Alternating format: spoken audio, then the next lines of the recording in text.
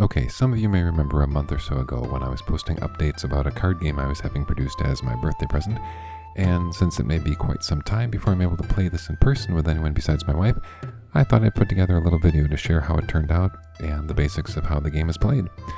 I'd like to give a special thanks to my wife Mandy and our good friend Ashley for their support and encouragement throughout the process, and to those who humored me with a playtest or two along the way. This is the game box for KyotOkiya. The name is a mashup of Kyoto, a Japanese city, and Okiya, the term for a geisha lodging house. The goal of the game is to have the most influential and prosperous Okiya at the end of the game. You'll try to do that by enrolling apprentice geishas and training them in the traditional geisha skills in the hopes of adding them to your Okiya. You'll do this by playing skill and action-based shikomi cards, shikomi means training, to help reach the proficiency levels required in the artistry, service, and communication categories, as each card indicates. You'll be helped by choosing a unique Hanamachi or district card at the beginning of each of the 3 seasons during the game.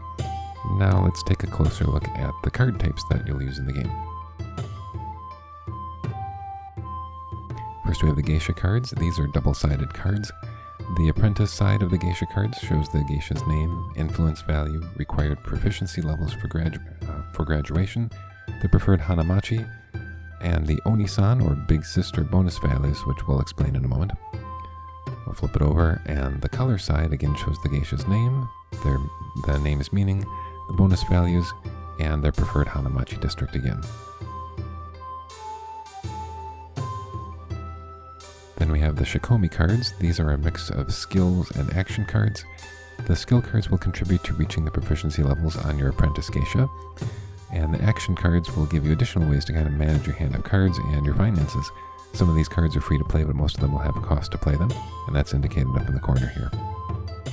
Lastly, we have the 6 Hanamachi cards. Each player will choose one of these at the beginning of each season. Each Hanamachi card has a unique bonus condition, which offers a monetary bonus if the condition is met at the end of the current season, as well as a unique special ability that the player can use once during the season. Once you use that special ability, you have to turn that card over and reveal your Hanamachi card to the other players, which may influence some of their decisions as the game goes on. Players will earn a monetary bonus at the end of each season for geisha cards in play that match their Hanamachi symbol, both their own cards and the cards of other players on the table. And these Hanamachi cards will also determine the starting player for seasons 2 and 3. Okay, so how does the game actually work? Well, you'll start each season by filling up the spaces in the Neo-Koba, that is the Geisha Vocational School, with apprentice geisha and shikomi cards, dealing each player a hand of 5 cards, and then choosing a Hanamachi card by passing them around the table. For the first season, each player's hand is going to include 3 basic cards that are free to play, to ensure a somewhat level playing field. On your turn, you'll proceed through several actions. You can enroll one of the apprentice geisha and add it to your Okiya by putting it in front of you on the table. You can discard a card from your hand and replace it with one of the shikomi cards that's in the Neo-Koba, or drawing the face-down one or 2. As you successfully graduate apprentice geisha cards, then you'll be able to use those bonuses on the other side of them. At this point in your turn, you won't have any at the start of the game. Then you must either play or reject one card from your hand. If it's a skill card, you would play this onto one of your existing apprentice geisha cards like this, lining up the colors for the different categories. If it's an action card, then you just follow the directions on the card. In either case, you need to be able to pay any cost that's indicated on the card. Finally, you will check to see if any of your apprentice geisha are ready to graduate. If the proficiency points on the cards that you've played on them add up to being equal or greater than the required levels shown on the apprentice card. So if they are ready to graduate, then you'll earn money equal to the influence value of the card. You'll discard any of the shikomi cards that were used to graduate that geisha, and add the geisha to your own Okiya.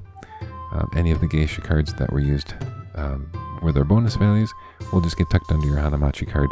You'll still use them for scoring at the end of the round, and you'll be able to use them again in any future seasons. Once each player has played 5 cards, you'll just discard any unfinished geisha cards that are on the table, and then evaluate your Hanamachi card bonuses to see if you've earned coins if you were successful in completing those bonus conditions, and you'll earn additional coins for any geisha cards in play among all the players that match your Hanamachi's card symbol. You'll get 2 coins for your own geisha and 1 coin for every other player's geisha. And that's pretty much it.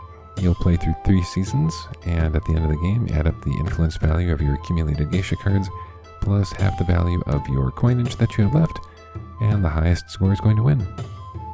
Now, I'm not going to sit here and say that my game is the greatest game on earth, because it's not. As a labor of love that I've spent several years on, off and on, working to completion, from just an idea in my head to some ideas on the computer and printed prototypes and lots of cutting and scissoring and card sleeving. I just want to say again, it's amazing to see the finished product. Have this box in my hand with the cards and the pieces and the board and the components and everything, to actually be able to play it, and most importantly, have fun playing it. So let me know what you think. If you have any questions about the game, etc., shout out to the Game Crafter Medicine for an amazing job on the production. I'll post a copy of the instruction book if anyone is bored out of their mind and wants to read through it. Otherwise, thanks for watching.